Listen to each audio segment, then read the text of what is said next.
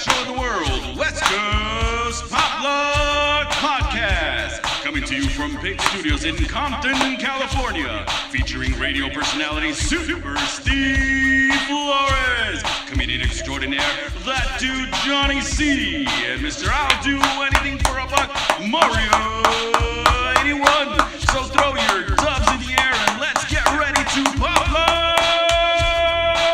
Yo, man, if I had a kid, I want him to come out like 5 years old for a year, 18, and then 21, like within the span of like 5 years. Zero pregnancy. I want to fuck today. I want to fuck today, and the baby's born tomorrow. Like we're like, well, let's have a baby. Yeah. All right, then we have, and then that's it. Get out of here. Yeah, straight 5 years old, 18, 21. My sisters love fucking being pregnant though, both of them.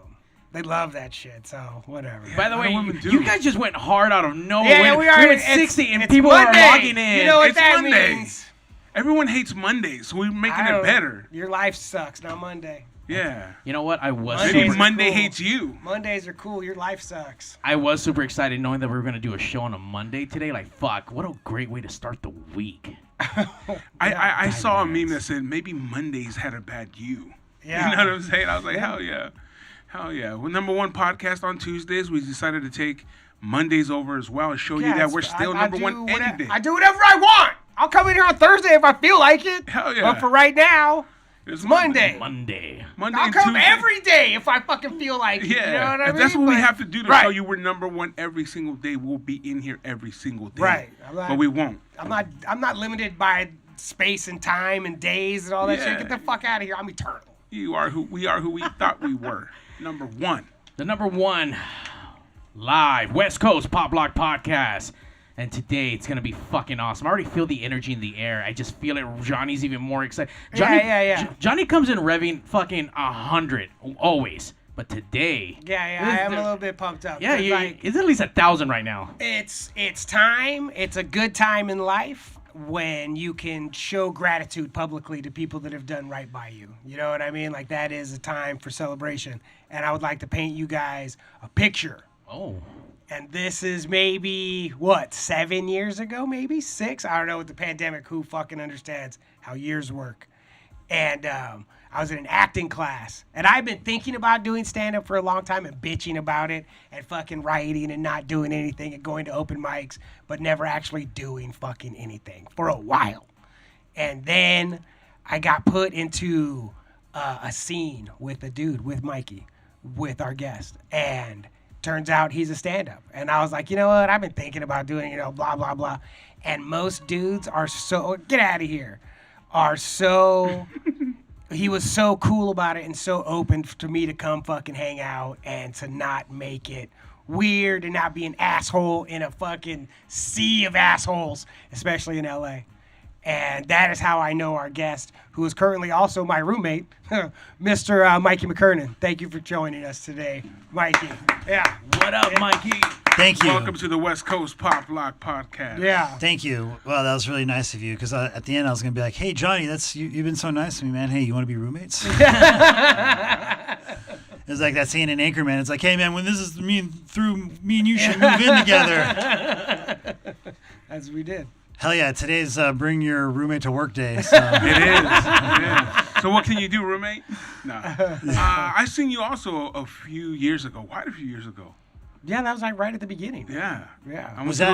Go ahead. No, go ahead. I was going to say what spot it was. Was in Torrance. Formosa Saloon? No. Before it's a number kitchen on. Because they had the bar on the one side, and then we went to that little tiny room. The separate room. I forget what it was called. But over there, it's a horrible room, though. Like South Torrance. Oh, yes, it is. It's like in South Torrance. Like over by that way. Yeah. It's not a horrible room for the comedians, but like, it was. I went to go see Johnny. You know what I'm saying? So you have that in your head. I'm going to go see Johnny. That's what I'm going to go see. I'm sitting there, and then the headliner guy came in, and he's talking all this smack, and I'm trying to leave. But he's like, he's close, bro. I'm like in his face, and I know because he's ripping. Yeah. And I said, if I get up and walk out, he's going to rip me up. Yeah. That's why it's a horrible room, man. Because you're like, I can't sneak out of here. No, there's no sneaking. I can't go out say here. what up.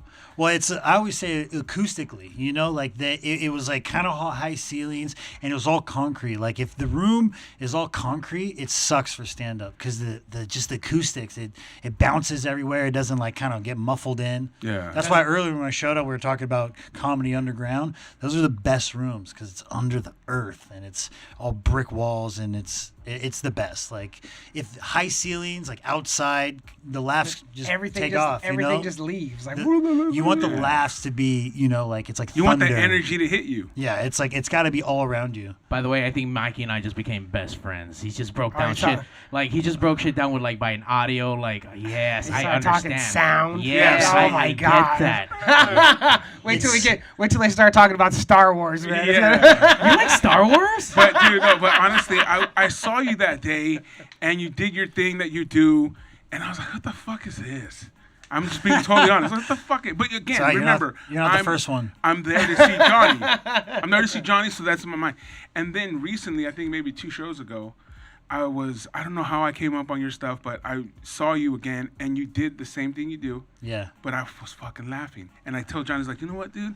I fucking get it now. It's not him, it's me. Because I was there for one thing, but I was like, fuck it, that shit's fucking funny. Man, it's so insane because a lot of people go through with that when they see my stuff. Like I've had people come up to me after a show, they go, oh man, at first I hated it. It was so annoying, but then you won me over. And you're always like, man, I appreciate you telling me that. But you know what? I think it's also because knowing Johnny, I follow a couple other comedians, and I've also had 2 shows before that I put together, and I see that it's work. It's just work. Putting that work in. Absolutely. And then once you get there, and then you get into that point where it's like, all right, this shit's legit. Yeah. Well, the whole thing that the comedians have to worship and light candles for is timing. Like that's what they all need. So it's like, and really it takes time. Like certain guys get their own timing and stuff like that. So I appreciate it. Yeah. So I finally got your timing. Not the other way around. You've been doing your shit, but I finally it was like hard for him to fucking swallow. Like he was like, because I swear to God, there was a time where I was like, dude, he's doing a thing. I was like, because I've had the same conversation with Mikey, where it's like where I was like, dude, you're doing a thing, and some people are gonna get the thing you're doing, and they eventually. Like and I was like, and he was such a hard sell. And he saw the set that you put up opening for Kim. Oh yeah, for Kim. And it was like, he was like, dude, I saw it again. He was like, I fucking get it. Hell yeah. I was lucky. I named it opening for someone else's special because I was like the warm-up guy. Mm-hmm. But, her husband was like the camera guy, so he got to tape it. Kim McVicker, man. Please notice me. Go check that out on all the whatevers that are on Amazon. But so I was hyped about that. Sure, hell yeah, that's dope. Yeah, she's a Canadian dancer, comedian. So she's got a couple dance numbers in it. Is it harder to come from like Canada or different countries and try to do comedy here? I would because of the language.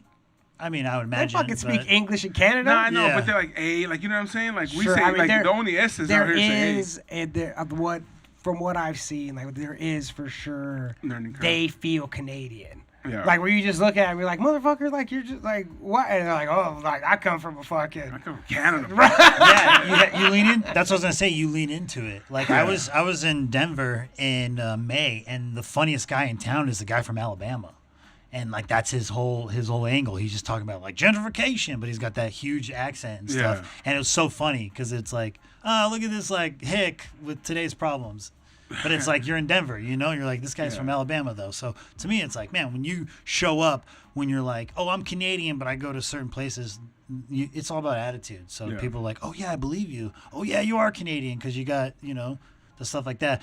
Some people probably might want to like, oh, I don't want to have that be out. Then they'd be like, yo, I want to like be kind of like with it, y'all, like I don't want to be known as the Canadian. Or like whatever type of certain thing, so. So you guys live together and go to stand up together. Yeah. How is that?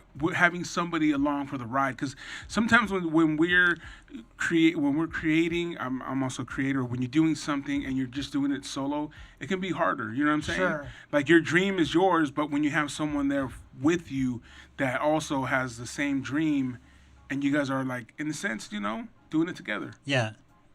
At home, it's better. I like to be able to say, am I crazy? You know, like those moments where you're feeling nuts. Yeah. To be able to look at somebody else who's also doing the same thing. Because there's crazy people. Because there's fucking people where it's like, are you out of your fucking mind? Like, what are you doing here? Like, what are you doing on that stage? What are you doing saying those things that just came out of your mouth? Like, what are you doing? And it's like, am I them? You know what I mean? Yes, you are. You know what I mean? It's like, am I? Yes, you are. It's like, am I out of my mind? Or, you know, so it's good to be able to have those fucking conversations, especially if Mikey's been doing it so much longer than I have.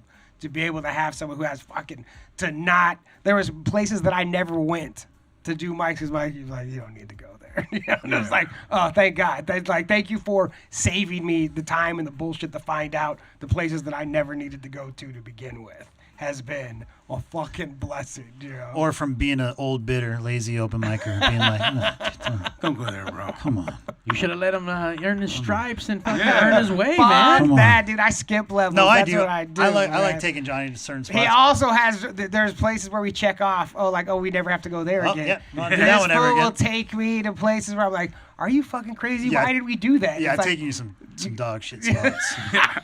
Well, you need those. You need some dog shit spots. Like literally, bro. there's there's dog shit. Right there. Do you remember your worst show or the worst thing that happened Man, for you at a show? It's so funny. There's so many. I wanted to answer the last question if that's Yeah, okay. yeah. Sorry. Only because like it's actually amazing to have, because comedy, it's an isolated medium. Yeah. You know, so like literally it's like you're banging your head against the wall. So I always said I didn't become feel like a real comedian until I started rolling around with another comedian, because that's you performing up there is one perspective. So if you can have somebody who's watching you or can just like gets it to, you know, like feed you, like, you know, tell you like, no, it's from this point of view, is very, very valuable. And it is fun living together with comedians, because this is my first time doing it, but it's like we are constantly always trying to think funny, you know, even though it is like, see, I'm getting older in the ages of open micing, that I'm like, oh, I freaking like this. Do you guys still like this? Do you guys try to be like, when someone comes over, is someone trying to be funnier if than it's the a next girl, guy? if it's a girl, every time there's a girl over, It's always on. I mean, and not in a bad way, not like in a competitive way, not like we're all trying to fuck this girl, like not that No, way, yeah. but for sure, But competitive for sure. But like full like. I'm funny. I'm gonna be the funny guy. I'm gonna do my little fuck. I'm gonna get my shit in. Don't Hell you yeah. worry. Don't you worry. We can say, we hang out here long enough. I'm gonna fucking. I'll make you laugh. It's like that's and not like, oh, that's just what's gonna happen. But it's also nice to have somebody when they come over, somebody else to fucking scream and yell at. I love screaming and yelling. Dude, there's nothing like this, like what we do right now. Oh, yeah. Well, you think I don't like this? Doing this fucking every other night of the week too. Yeah. So when there's somebody else to scream and yell at, Yeah, trust me, the women that we bring over, they get this still. So. By the way, as he's saying that, I forgot, Johnny's the only one that didn't get his pop screen on here. We had to put that on because you scream and yell so much. Oh, yeah. Oh yeah. He does love to scream and yell. Actually, are you a yeller and a screamer? Yeah, I love, like, one of my favorite things to ask all comedians is like, hey, have you ever screamed at an audience yet? Have you ever lost your shit and just absolutely just told these people to go fuck off and yell at them? They're like, no. I'm like, all right, well, you know, You'll get we'll there. be friends later. Yeah, I still haven't done that. I haven't yelled at anybody. Yeah, I mean, I'm the youngest from the big family, so I've had to be loud my whole life. So, Do you very- find very yourself loud. yelling at crowds before? Not anymore. You have before though. Yeah, Is it hecklers or? Yeah, absolutely. It's one of the hardest things to do is not get mad up there. And the thing is when you're pursuing stand-up comedy, definitely in Los Angeles, through the open mic scene, like, comedy sucks. Like, you go into bars, people don't give a shit. You know, you just turned off the jukebox, you turned off whatever the Raider TV's had game, on. the Laker game, the Dodger game. Yeah, dude.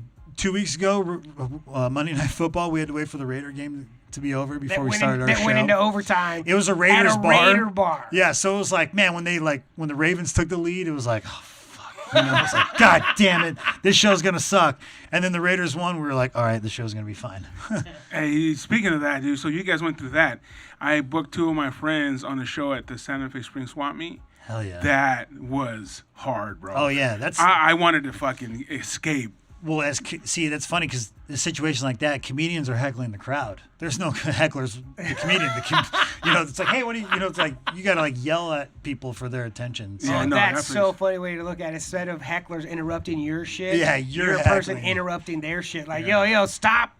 Swap meeting, you know what I mean? Well, no, this was even after the swap meet. Like, so it was an evening show, but the people that were there were not there for the comedy. Yeah, hilarious. And I had two of my boys, and they were brand new, fresh comedians, and man, I felt so bad for them, dude. I was like, it's hilarious. Shit. It's like you asked that question. It's like one of the worst spots you ever done. I'm like, I imagine those two guys might have said that. I'll tell you this: they haven't done it since. They haven't. But you know what? That's what you do. See, that's where the button comes in. Hey, I about to say they probably the longer they do it, the more they cherish that because it's literally like the shittier it is, the more it's better. You know. But that weeds over time. Yeah, that weeds them out. They haven't done it anymore. But I don't think they were really down for it. It's it's everybody likes to suck dick, find out if you like it. You know what I mean? Like sometimes, I'm cool. I'm cool. Exactly. No, see, exactly. There's those people, and there's the people that like they did it one time. They're like, there's people that knew they didn't want to do it, and people that did it one time were like, guys, that's not for me. Those guys did not want to do it after that show. And other people do it, they love it. They can't wait to do it again. Yeah, that's true. That's fucking my dumb ass. Johnny's out there to have a fucking good time. Yeah, Johnny wants to have a great time. That's just you got to try it once and either fucking figure out if you like it or not. And it can be punishment. You're up there. But there's for sure times we leave places. It's like, we just went there to like get kicked in the nuts. Yeah, to get kicked in the nuts, man. Like cool. That was something. Now let's go to. You know what we should do? Go to another spot and go do that exact same fucking thing again. Wow. You know? Have you ever wanted to quit? Oh yeah. Many times. For the longest time. What keeps you going? I truly believe, I like this. Like this punishment? It's so funny because the longest time I'm like, I'm never going to quit. No, I can never imagine not letting go of this. Yeah. But it's so easy to be like, oh yeah, if I walked away, I guarantee not that many people would care. I mean, some people who close to you would care and stuff like that. But literally the best form of show business and some of the best art that you can express yourself on this planet is stand-up comedy, hands down. Like it's one of the most revered, but it's literally on the totem. It's like at the bottom of the totem. It's like one of the most like you don't make any money doing it. It's like the least amount of money, least amount of fame, unless you become huge. Kevin Hart, and you like see what Kevin Hart has to do to become what he is. But to me, I mean, stadium status stand-up comedy, though, is huge. Stand-up comedy at a swap meet, like that's usually the worst gigs are the ones where it's not the environment for stand-up comedy. But comedians are always like, let's do it, we're down.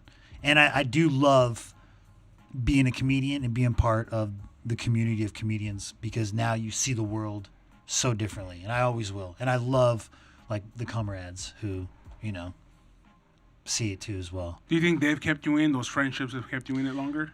Yeah, some, because like my closest, like one of my first best comedian friend, he like gave up, like he literally fell to the streets. It's like homelessness and stuff. And so I'm like, man, and it sucks because he was the funniest dude ever. Funniest writer still to this day I've ever met. And so kind of like, that's where I'm like, all right, man, it's real. Like this shit could. She can eat you up. Yeah, it can. Like you can lose it, but I always say like you can't truly quit unless you stop writing. Because so many people I know walk away, but they're like, oh, that would be funny. Oh, that would be funny. And I still always think that way. So that's why I know I'll be like, no, I'm not leaving. Plus, you got to do it for like 20 years before people are like, all right, you're for real. So I got 7 more years till then. How many more years you got? How many more years you have? Yeah, I've been doing it for 13 years. Damn, bro. I know. But you know what? That's the thing though. When you think it's like the furthest away, when you think it's like not gonna happen, I think that's when shit happens. Yeah. For me, I was going into radio and and I honestly just started doing other stuff, and then it just boom, it hit. On the #1 show. That's how I met Johnny. And then after that, I went and started doing an event. Boom, it hits. It just the unexpected is always out there, man, and we gotta just keep pushing, bro. You have to. You got to get up out of bed. Yeah, you have to. And it's fun too because these, just doing stand-up comedy leads to so many different outlets. Yeah. And that's what's so fun. Like you're saying, like, oh yeah, we put it on shows and stuff like that. And that's so fun because if you're in the business of like making happenings, show business, giving back to people for entertainment, making them feel good. I call it the feel good business, know, and that's rewarding. And I think, and what's fun is that if you can absolutely have a lifestyle and a living in it, then it's like, go ahead. For me, I didn't make any money off doing the shows that I did, but I had friends that wanted to be or wanted that opportunity. So I've always been like, hey, if I can, I should. And I have the resources and I have the friends that allowed me to, do art shows at their warehouse, do comedy shows at their bars. My boys Josh, Ramon, my boy G, all of them had, these situations where it helped me create a situation where I can also, spread that out to my friends and show them too, like, hey, this shit's possible, man. Hell yeah. And there's so many different people you can connect it to. I feel like now I'm seeing it from a different perspective. Uh-oh. I think you have also... Quiet perspective. Right. I think you have also known people that have been like, I'm a this, I'm a that. You've been like, oh, really? Mm-hmm. Yeah. He's like, oh, really? You are? Like, I'm an art. You know what I mean? Like, I'm an artist. I want to do this. I want to do that. It's like, oh, do you? That's for real. Because I'll put on a show right now, and let's see if you do that. And it's like, I want to do comedy. I want to do comedy. It's like, because now I never thought of me being in the group of people that you were calling their shit. You know what I? But like, it's like, oh, you're a comic. All right, here's a show. Yeah. And not like an open mic, not like here's, how many people were there? 200 people? Oh, it was packed. 250 people? And not only that, I made shirts so that everyone had in the lineup. It was the longest. I tried to make it as and at the time it was realistic. And it was a real show. No, it's a real show. Yeah. And at the time it was the longest set that I'd ever done. Yeah. The most people that I'd ever performed in front of, and I didn't fucking shit there. And No, you killed it both times. There was a bed to be shit in, and I absolutely did not when there was another comedian who I never even thought about it like that. That as much as you give opportunities to, as much as you love giving real opportunities to people, you also love calling fools on their shit. Well, my favorite saying is stop talking, start walking. Yeah. That's real, bro. Especially in what we do in entertainment. And but again, these guys that I helped out, what happened was that they were talking for months, bro. Oh, I want to do this. I want to do that. We want to do a show. And I was like, yo, you know what? I'm tired of hearing you, bro. I've been there, man. And I was like, oh my God. I came in one day and I was like, September, whatever. Here's the date. Be there. And that's it. That's all I wanted. And I knew it was going to get packed because we have enough friends to get it packed. You know what I'm saying? So I knew that was going to happen. Then I went to my boy G. I was like, you know what? I need to make some shirts. I want these guys to get the vibe that, oh, this is a fucking real show. Yeah, absolutely. And their parents come in and they can take a shirt home and because I think that's another thing too that people overlook a lot is your parents want the best for you. Yes. And you're choosing these kind of careers and they're like, maybe you guys should get a real job. Oh yeah. You know what I'm saying? It's unreliable. Yeah. It's an unreliable business. And that's what happened to me, But I had a mother who pushed and was like, do you be happy. Mm-hmm. Yeah. And so what I wanted to do with just the whole look of it, I called everybody, hey, what's your walkout song? I got my friend Tony to come out and DJ. You know what I'm saying? Hell to yeah. make it feel real. Make it real happening. Yeah, we had the shirts because I wanted your parents to come in and be like, oh, shit, my kid's name's on here. Yeah. This is real. Yeah. And it was real. So, yeah, and it made me feel good. Absolutely. I was like, fuck yeah, this Man, is no shit. matter what, what circumstances or scale that you put on stuff like that, that's always going to be legit, no matter what. Especially if you have merch to go with it. Because people will go to that and be like, "Wow, we had a really good time. Yeah. Like that was a lot of fun. We actually are going to remember this. Yeah. Because this was fun. And literally, that's kind of like, oh, what are you doing it for? That's like, just plain and simple. That's all you can really ask for is like, man, just people come and they have a good time, but then they buy a lot of things so we can make money. And you know what? Quite a few people came out of there. Sherry Cola, she's now on Netflix. I think that was her first show. Oh, her first set ever was at a show that he and she's been on like other podcasts and been like, yeah, my first show was with my homie at the Slide Bar. And I was like, fucking, that was rad. She didn't have to say my name, but that was just enough. Yeah. To where she knew, like, that was my start. Absolutely. And she know it was because of Chuck Adami. He's the one that got her, like, hey, can you, put her on the show? I was like, fuck yeah, let's do it. And she did it twice. She opened up the first one. And then the second one, we had her up a little higher. But, yeah, man, Momo Rodriguez, he just came off of the Mayans. Yeah. So, like, I mean, that wasn't his start. He was our headliner. He's been doing it for a while. Mm-hmm. And, and him too, he was out there going, like, telling the guys that, had never done it, like, hey, if you guys want to hit me up. He was cool as fuck.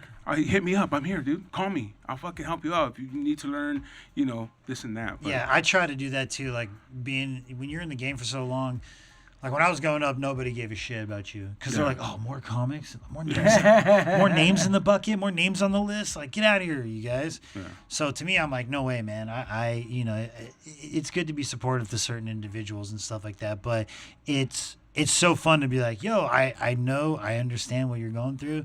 I've been through it, so it's like, if you have any questions, like, don't be shy to hit me up. I'm always so approachable. Unless I don't like you. In your perspective, after the pandemic started and all these guys left LA, shook the tree. Yeah.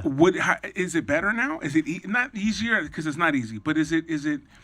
Are there more opportunities in LA now? Because they're all gone. A lot of them are gone. There's been a shift, 100%. Yeah. So before, with maybe like 2.5 to 3 years before that. Mm-hmm. Comedy Store, it's the most popular it's ever been in its entire history. Richard Pryor, Sam Kinison eras. They're like, it's the most like these places have been popping. And that has a lot to do, and there's a lot of people who said this on record, with Joe Rogan being so popular. Yeah. Because Joe literally has such a huge following. Yeah. So everybody at one point in comedy at that time was like, he's the most important person in comedy. And of course that, what that trickle down effect was, people going to the Comedy Store and being huge. So with him leaving now, trying to shift that, is it still going to be the same? It's not the same. It's still pretty low key, but there definitely is going to be more opportunities for stuff to happen, but it's going to take a little time, I imagine. Yeah. Because there's still people out here who are like, I have big followings and we want people to the Comedy Store to like come out here and stuff like that. And Joe's like, oh, I'm going out there and I want to like start my own scene. So the whole thing of a lot of people leaving LA to like start, because like, like you had Nate Bargatze, Theo Vaughn, they went to Nashville. Some other guys went to like, New York City to try to, just spread out the wealth, which is always going to be more beneficial. So with less guys in LA, yeah, but those are like, they're top guys. So it's like, hopefully some more people will get, like promoted. It's like in wrestling when. Yes. Here we go. It's like a change in the eras. You know what I mean? When it's like time for, it's an era change. Like that is for sure right now, the end of the pandemic was the start of a new era in Los Angeles. We're a few months into that. Like things are still like, shit, the Ice House still isn't open. Like fucking Comedy Magic Club still isn't open. Like there's still, like, this is still the beginning. Yeah. But we are in a new era. What that means, who fucking knows? But we are for sure in a new era of comedy in Los Angeles. The rules have all changed. Like from the bottom, from the open mics are completely different than they were pre-pandemic. Like everything has fucking changed. And as above, so below. Like if it's changed this much on our level, it has to be changing as it fucking goes up. And chaos, like fucking Dune. Chaos is a ladder, chaos is a fucking ladder. Yeah. And, some people climb the ladder and some people won't. And speaking of wrestling, man, I gotten into it big time. Woo! Bro. Like, I used to be the Hulkster guy, back in the day. And then I just fell off. Who they are. Yeah. Because Johnny kept beating you on it. Nah, dude, honestly, just because I went from cheesy WWE to what wrestling is. These guys, you know what I mean? It's not all that bullshit, all that fluff. I fucking... Mikey, I feel the hook fucking slowly getting in. It's not gonna get me, but it's hard. It's hard not being interested. Mm-hmm. I always say I feel like I'm, you know, I'm like some girl watching a show and asking so many questions, like a reality show. It's like, oh, why are they mad at each other? You know, like, why are they fighting? Because it's too deep, you know? And I know I'm going to be like, no, man, no, there's too much storyline and stuff I'm into. Mikey is cursed with needing to know everything. See, that's my plus. I don't give a fuck. But he doesn't care. I just want to see the wrestling. You know what I mean? Like, because I know, dude, I remember Johnny was a few weeks ago. He's like, oh yeah, this shit is taking 10 years to play out. Okay, fuck, I don't got 10 years. So I'm gonna let go of all the storyline. I'm only gonna appreciate the characters, who they are, and the wrestling. You know what, Mikey? I think it's very valid. I'm with you on that. I need story. I need depth. I need to know why. What the fuck is happening? And I'm gonna be asking, like, dude, why? Like, so that I can at least process. Like, it will make fucking sense. I want to get it. If Mikey's gonna be into something, this is what I've learned as his roommate. If Mikey is gonna be into something, there is no casual knowledge of whatever it is. You need from the beginning. Mikey is going to know everything there is to know about. Like when I said he's like Star Wars, not like I seen the movies. Not like it's like this fool's read every book that like read. He knows what the like Starfighter guy said. X55. Whatever it is to know. Whatever it is to know. I hate those guys, bro. There he is. There he is. No, I don't hate him because whatever, but dude, but it's a curse. It's not. But as I've watched it, it's not. It is a curse, and I watch him fucking live the curse of needing to know everything, man. Well, like only for myself though. Like I don't go around and I'm like, oh, you know this? Did you know this? No, that is correct. But if it comes up, you're come on, you're coming out with the answer. I don't know. I'm so passive aggressive. So if like when people do relay like information to me that's not wrong, or like that's not right, I'm just like, I'm not gonna, I'll let them know. I'll just let them live in their ignorance. I'm not gonna. But you're already doing it without doing it. You know what I'm saying? It's in your head. Like you might as well just say it, bro. I know. Because I can feel it in your body. I can feel it in your body. I hold on to my suffering. You're right. Yeah, you do. And that He's hurts. got little brother syndrome, man. He Big can't time. fucking tell him. Yeah.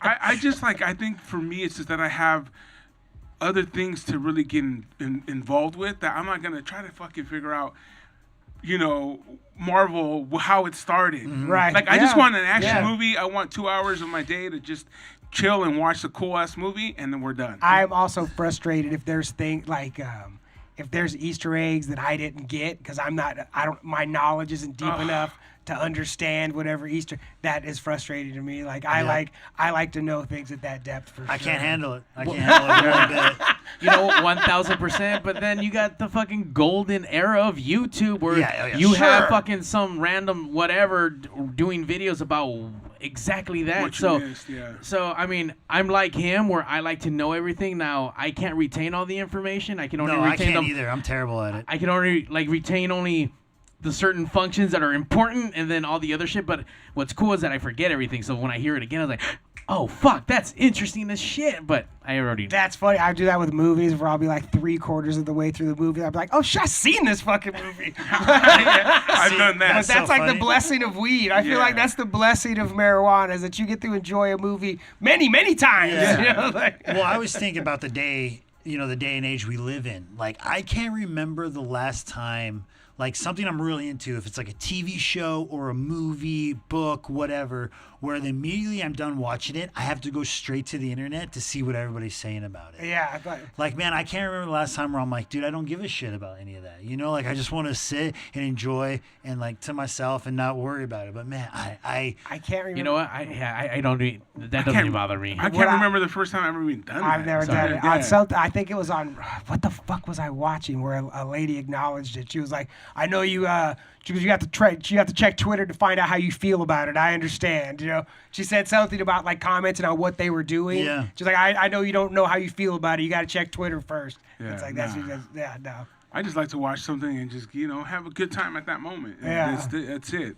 Yeah, even with the wrestling, I'll hit Mario up. The only thing I ever hit him up about now is like, hey, when is this shit on? Yeah. Yeah. Wednesdays They're and switching Fridays. it, they're switching Yeah, Wednesdays yeah. and Fridays and shit. Like, hell yeah. It's on both. Hell yeah. It's fucking fresh. Now, you're talking about earlier, you just found out that you have a sister that you didn't know about. yeah. I would have hit that too. Yeah, 23andMe, my parents. So my mom was married once, had 3 kids. They met my dad and had 3 kids. Technically 4. And so my 3 older siblings were always there. So I was like, oh yeah, I'm the youngest of 6. And then my dad calls me one day. He's like, hey, are you sitting down? I was like, oh fuck. Damn. We lost somebody. And he's like, you have a sister. And I'm like, it's like, fuck, I got a bunch of sisters. I was like, what are you talking about? He's like, oh, we have a sister. Me and your mom had a kid. We never told you guys about. We put it up for adoption. And I'm like, oh, so I gained a sister. Yeah. I was like, we didn't lose anybody. We gained somebody. And then she's like, yeah, we adopted. We didn't think we were going to stick together. You know, we didn't think it was going to work out. So we gave it up for adoption.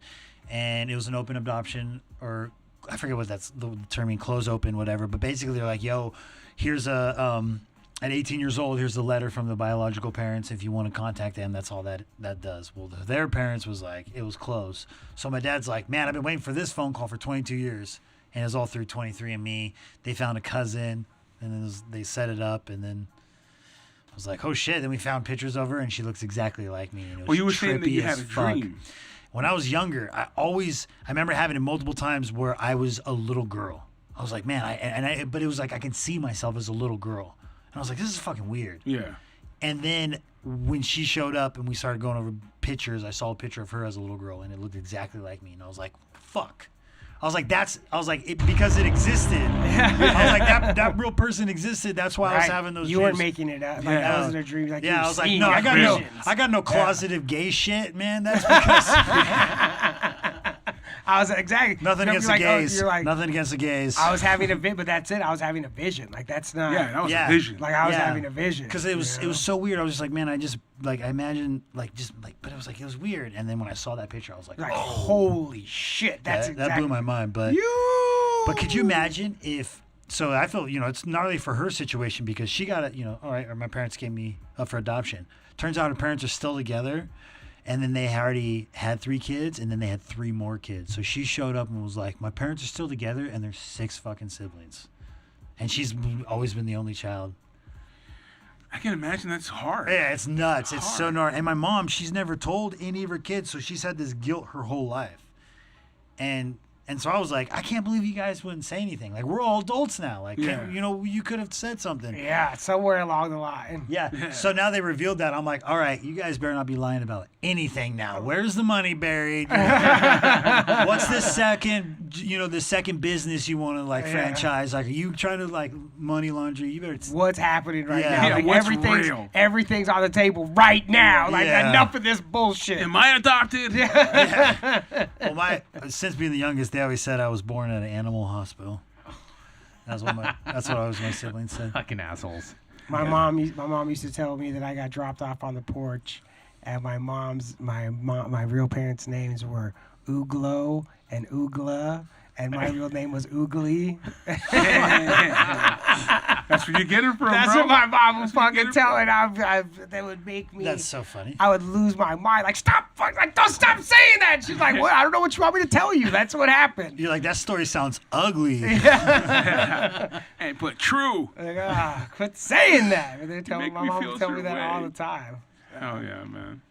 So yeah, that must be crazy for her. You guys have sat down and talked. Yeah, we've had family hangs and stuff like that. Yeah, she was a wreck for a while. My mom was a wreck for a long time too, as well, because she felt so guilty. Yeah. She just felt guilty as shit, And it's so funny because I have a half sister and then I have another sister, and so my blood sister, she's gotten really, really close with her, and so. Now the new sister is absolutely so happy that she has a sister. They're tight, and everybody in the family's kind of been like, "Oh, that's cool." Like they're becoming buddies, and my sister Lisa's she's a good representative of the family. So, It's like, all right, that's a good one. You hang out. You chose the right one. Yeah, there's good. a couple, That's I'm not the best. I wouldn't say I'm the best, even though I'm probably the loudest and trying to do something with my name. Has she seen you live?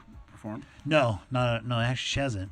So they just probably the stuff online though. Okay, just stuff online. Yeah, it's really funny because when I first started trying to do stand up, my mom told me, was like, "Why do you want to do that? You're not funny." They really told me that. And I have a cigarette that says Mikey McKernan is not funny, and that's like kind of like first when I wanted to make the sticker, that's what I wanted to say. I thought that'd be funny, but it comes from truth. I was like, yeah, my parents told me that, because we were talking earlier how your parents are like, why would you want to go do that? That's the hardest thing in the world. Yeah.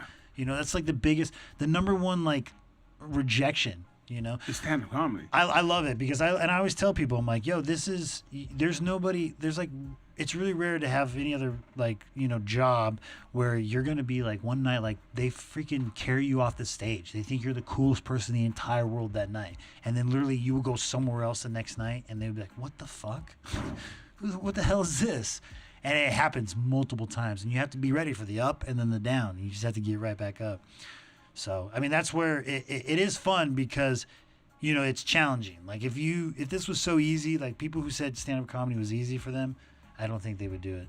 I had my friend Momo Rodriguez tell me that, you know, it was even harder for him because you're coming from LA and you're trying to do LA Latin jokes, and that shit don't fly in Denver. That shit doesn't fly in Kansas. Yep. So he had to learn how to stay away from those jokes that pigeonhole you. Or you're killing here. Like you're here and you're fucking murdering doing that shit. Yeah. The first time you go someplace else and you get to your big punchline, yeah! And everyone's just like, oh, pfft. Yeah. You know what I mean? You're like, oh, what the fuck? Yeah. Like, and then you're like, oh, that's just one night. You know what I mean? Tomorrow, like, that was just one crowd. Yeah. And you come back the next night in the same city and you do it again. You're like, here it comes. Wow!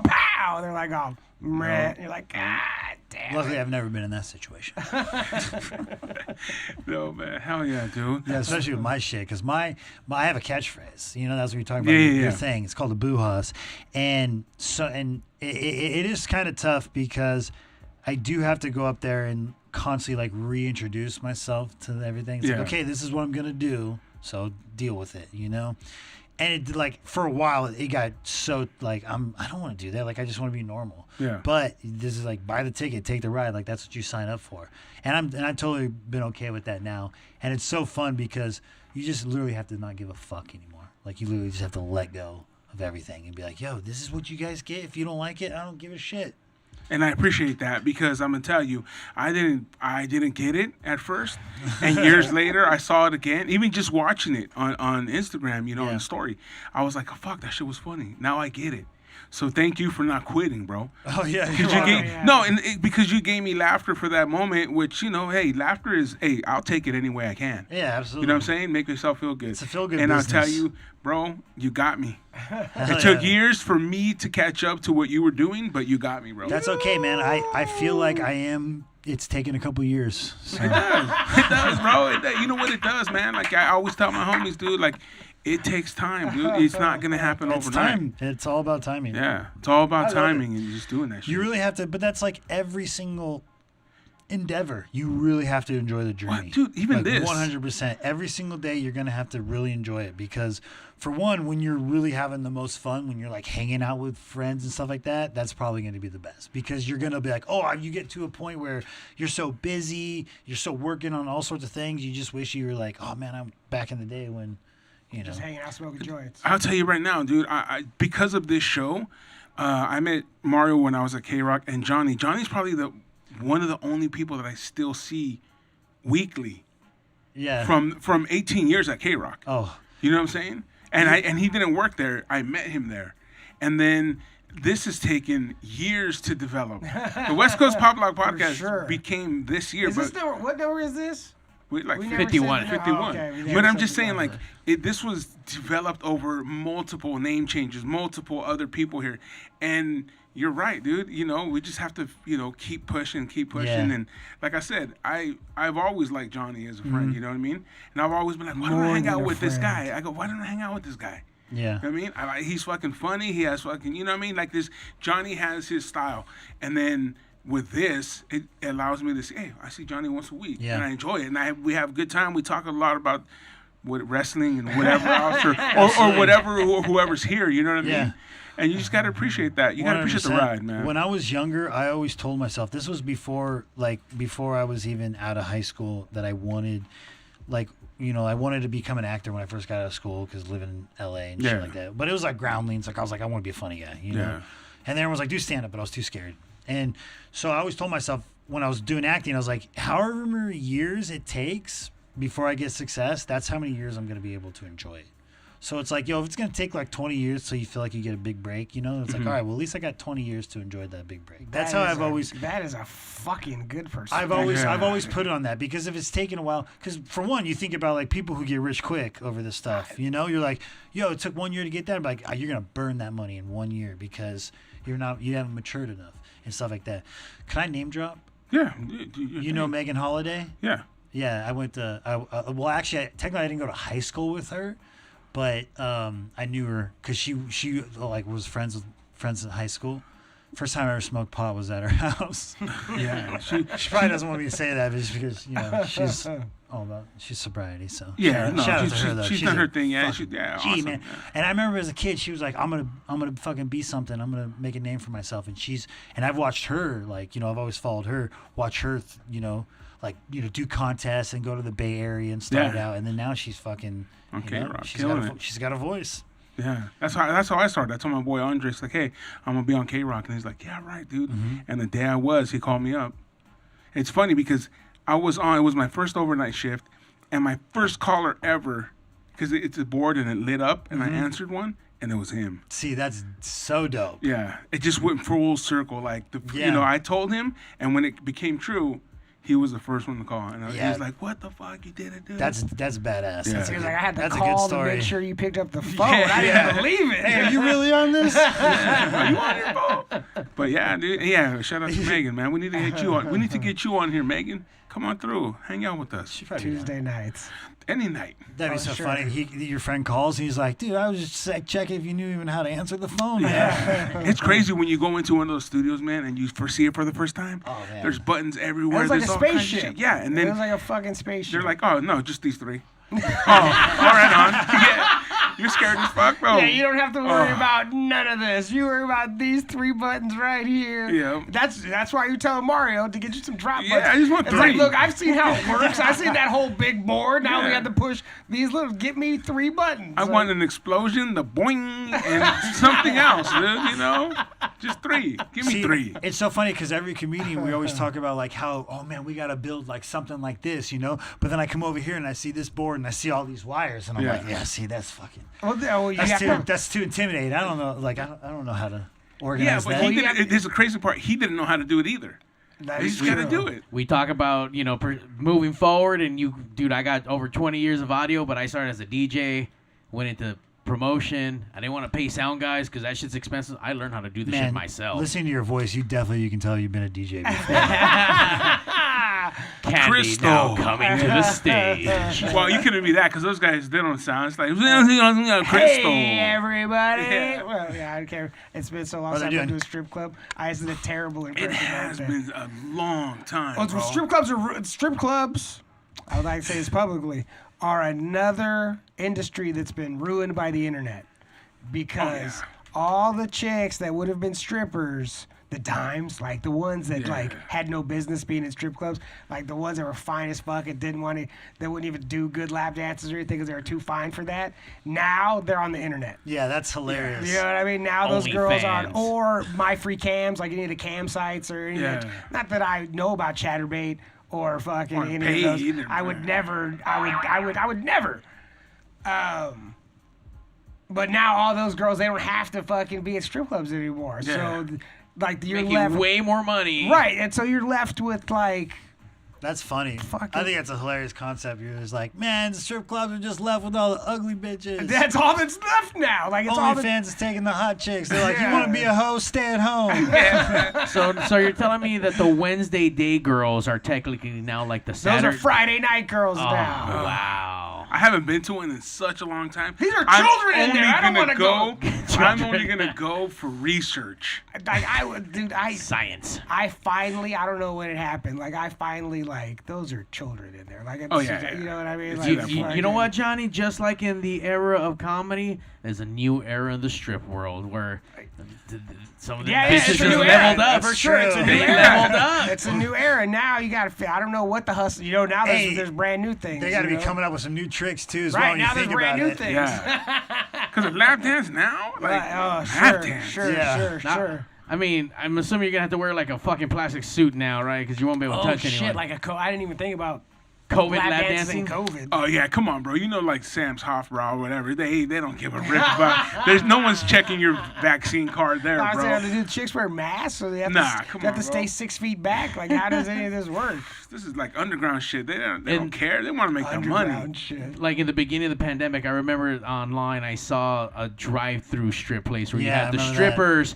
Like it was a drive-through with railing, and they were like far apart on like individual poles. Get And the fuck out. Hey, dude, if you need to go through a drive-through strip club, there's something's wrong, bro. Like, dude, you know how much porn is on the internet? yeah. Like, what are you Jesus doing? Christ. Damn.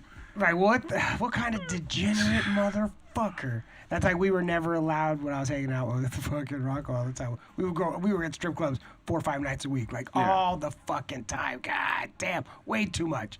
We were never allowed to go on holidays because what kind of fucking degenerate? Like there was like but not even just like the big ones, like Valentine's Day, like none of that shit. Halloween, Like, nothing. none of it. Never that we would do something else those nights. Because what kind of degenerate is in here? I'll tell you one fucking thing for you. one thing too for Yeah. degenerates, bro. Like you know the guy that wears the suit to the strip club. Yeah, zoop zoop. The Okay. zoop zoop suit. Okay, now how about the guy that has to rent a car because his car is a piece of shit, and he doesn't want that stripper to think he has a hoopty. Oh, sure. So he's renting a car. Or wait, even, you know dudes like this? No, I'm just thinking like if Oh, you- okay, Let what me to tell say? you who I know. What I know. So I know a couple fellows that have. I mean, they have money. You know, what I mean, these dudes Yeah. are rich, but they're not as rich as they would like to portray themselves to be. Where they share a Ferrari. You know what I mean? Like they share a Ferrari. Oh shit. They share a Ferrari, and there are certain strip clubs that only one of them is allowed to go to because they've showed up in the Ferrari. Oh.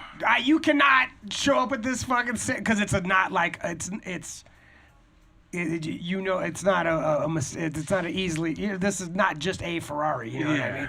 So it's like they split this fucking Ferrari and they can only go to like the certain places, certainly, you know, like that. Can you imagine the bouncer at the drive-through strip club? trying to kick out 16-year-olds. Can you get like fucking like your air checked and your Yeah. full service strip club? Yeah, that's like Hell that's how they compete against the other drive-through strip we do clubs. full Like, service. hey man, we'll check your oil. Yeah.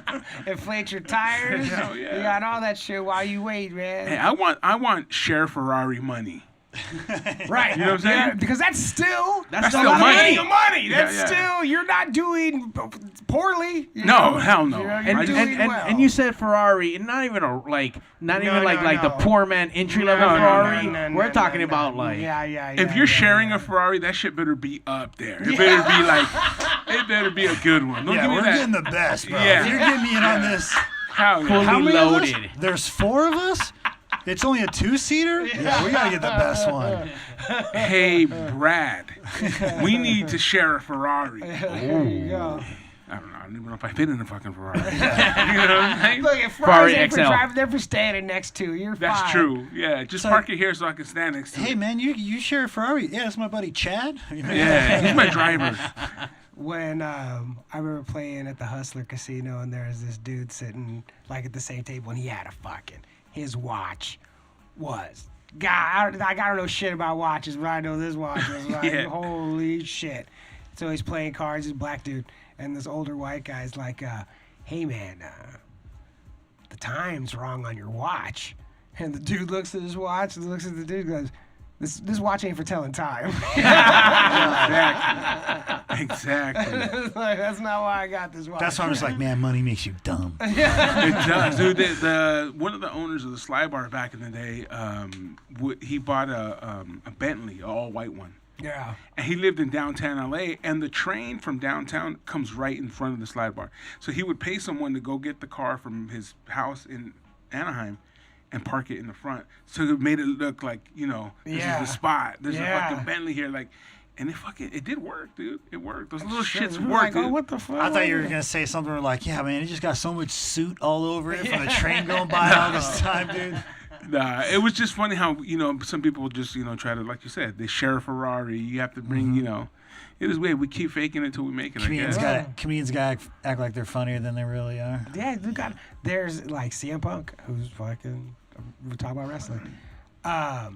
there's dudes that would say like he thought and openly said that he was the best wrestler in the world long before he was actually in the conversation of being the best wrestler on the world. But and then he became the best wrestler in the world. Yeah. You know, like he fucking manifested that shit, man. Hell yeah, He brought you that have shit to. into fucking reality, man. He saw vision, and again, just like Elvis was talking about.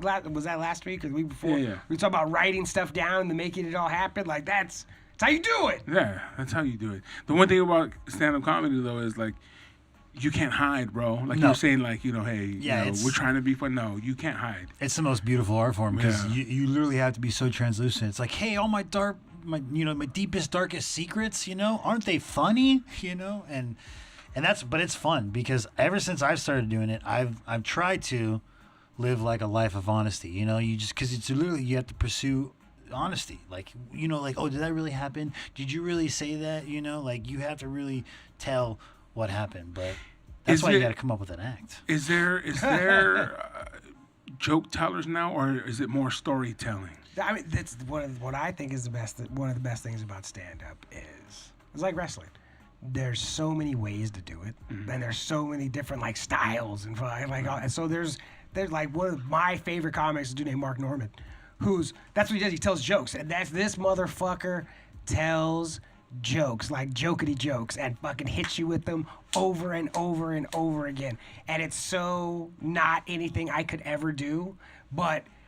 He looks like a fucking wizard up there too. I'm like, I don't understand how he's even doing what he's doing. So it's a lot. There's not that many joke tellers nowadays because it's hard. Like there's the internet because a lot of people used to say, oh, that's a street joke. Well, now today it's that's an internet joke, and like not so much parallel thinking, but is that too general and stuff like that. So a lot of people. When you're like pursuing stand-up, if you want to tell jokes, they'll eventually get away from it and just be like, no, I need to talk about me, my attitude, my feelings, how I see the world like this. And those will always be great because you don't have to really worry about, people stealing your material and stuff like that because you're like, no, this is my voice, this is who I am, I don't know how you can steal that unless it's like, when you talk about a topic, sometimes like a popular topic, that's where like the stealing can come in handy and stuff like that. But joke telling to me still to this day is just always the best. I love it. Like I'm committed to telling jokes and doing a catchphrase, and I like when I see it, I love it. Like Mark Norman is like he's one of the better ones today who has good jokes. But like some people will be like, oh, this is like, I'm telling about my life, but it's so short, so that can be a joke. Like it's all across the board nowadays. How many jokes have you stolen? I've stolen one joke, and it was a homeless guy who told me. That's the truth. How many jokes have people given me? Woo! Let's change the topic. Is there stolen jokes, or could there be jokes that people have same idea? Same ideas, because that's where I say it's too general. Yeah. Like if you think of something like I don't know, like any like something happened in the news. Just like a Biden joke or something. Yeah, whatever's ironic about that. Yeah. That's what's the someone out there's talking about it. Like, if that. And you guys are all comedians, so you're all seeing that. So it's what I mean. Right. Some of the same premises are going to come out as well. 100%. And it's basically I always say you just tell it until you either someone tells you it's been told or you see it. But it's like because the news goes by so fast, that's why it's like like a lot of people don't get too hardcore on topics because it's like, man, it's changing so you're quick. like, oh, that was such a good joke, but then you're like, man, literally next week everybody's already forgot about that. The first time that happened to me was I started writing about skateboarding being the Olympics, and as far as I know, I never saw anybody else that was talking about that on stage, and then the Olympics came up, and then it was all over. Literally the first day. It was all over Twitter, and it was all over, and then a bunch of stuff, and then other stand-ups started talking about it, and I was like, all right, I'm done. Yeah. But I know I was in there. That was you. I know I was in there. Dude, first. I was on Twitter, and I'm seeing it all, and I'm like, man, Johnny, I wish I could tweet them all. I'm like, man, my buddy Johnny said that first. Hey, my buddy Johnny said that first. That was going to be my the buddy next question. Like, have you ever had a joke stolen? And Technically, I felt like this guy took my joke because he's seen me before, but it wasn't like, it was more like, like I called, scraping resin looks like hash, and he kind of said the same exact thing. So then I was like, I know the guy's seen me and I've told that joke, but then again, I'm like, if somebody ever takes something like that, it's not a good joke to begin with. And every comedian always says that, like, you can move on from something like that. Like, if you, like, I have tough times where, like, a girl said something recently on stage, and I was like, oh, man, I hear, like, she said something about being stoned and having something on your tombstone. And I was like, oh, I love the idea of getting stoned in tombstone. So I went up to her and I was like, immediately like, hey, what do you say? What was your bit again? Like, say it all over to me again. And she like got so weirded out because I was like, no, I want to, because I thought of that idea and I want to make sure it's the same. But I haven't seen her, and I don't. It's like I'm pretty sure what I said and what she said is different, but it's almost like same wording. Yeah. So that's where it's like those cases can happen. And then again, I always think that so many, like, I've seen enough comedy to know that most of these motherfuckers are so concerned with themselves and what they're doing that they're not listening to fools' jokes to try to. They're not listening. Like, that's one of the biggest problems. You know what I mean? They're not. For instance, like when I first started comedy, no one recorded their sets, like video record. Because everyone's like, no, I'm not going to put my stuff online. People are going to steal my material. And this is at open mics. Yeah. And you're like, Also. You're like, man, you're so delusional. Like, no one's going to care. Like, no one knows who you are. You're going to put it online, Yeah. And now it's completely different where everyone's like, put every damn stand-up you ever do out there. Just because, well, for one, then you got, nowadays it's like, it's evidence. Yeah. And, but plus it's also like, we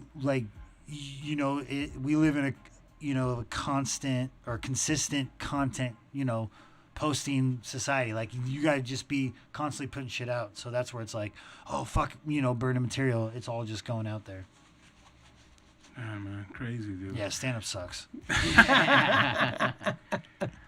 Well, man, it's a West Coast Pop Lock podcast for a Monday. We end up like, is it over? For us talking about what time is it? We didn't know. We're getting there.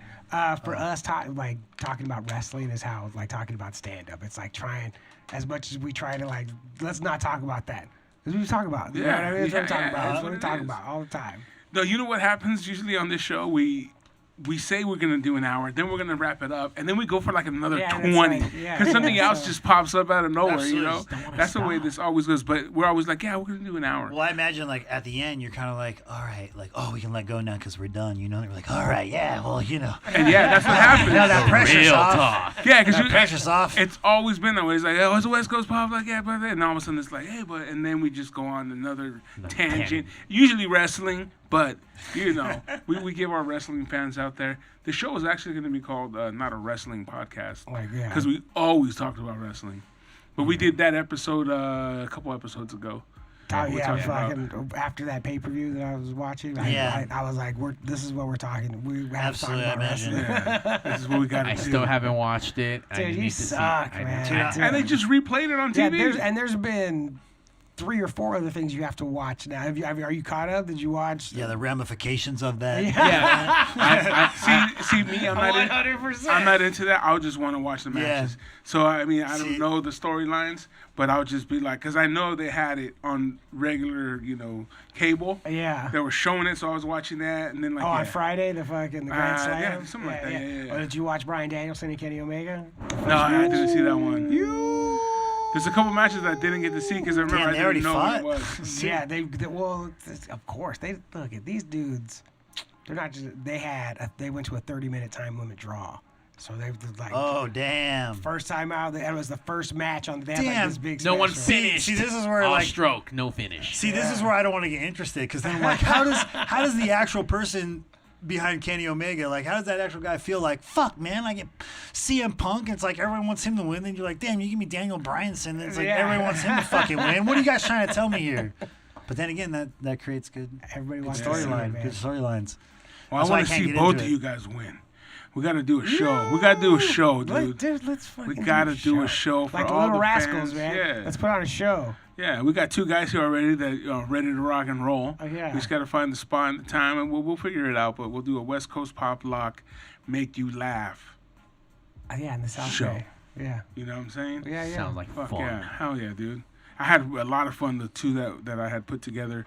And, we Yeah, can do you already it. did it. It was fucking. Yeah. Those were two of the best shows I've ever fucking been Yeah, on. it was fun. Got Fun. spoiled Yeah, early. Yeah, dude, they were fun packed and everything. I know we got a lot of friends out there that are, we need to laugh. Maybe in the OC, I got a couple spots that I'm gonna hit up pretty soon and see if they can do it. I know Mario has quite a few locations that he Spizz also- out. Where you want to go, Johnny? What city does your little heart desire? Oh man. I don't closer to know. home. I know that. You tell Figure it tell out. me. Yeah, we'll figure it out, man. Hell yeah.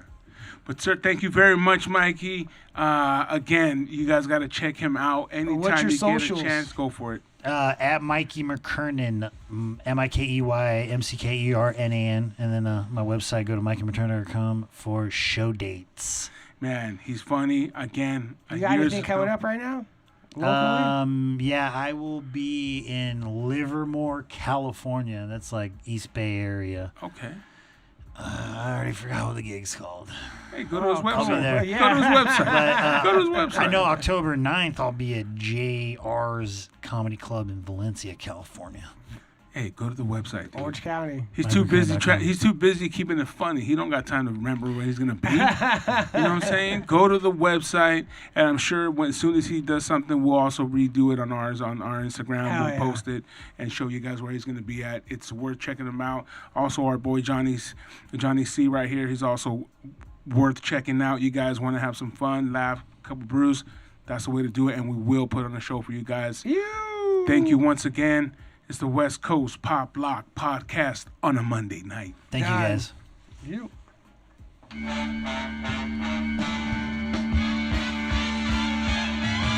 The number one live show in the world, West Coast Pop Lock Podcast. Coming to you from Big Studios in Compton, California. Featuring radio personality Super Steve Flores. Comedian extraordinaire, that dude Johnny C. And Mr. I'll Do Anything for a Buck, Mario 81. So throw your dubs in the air and let's get ready to pop lock.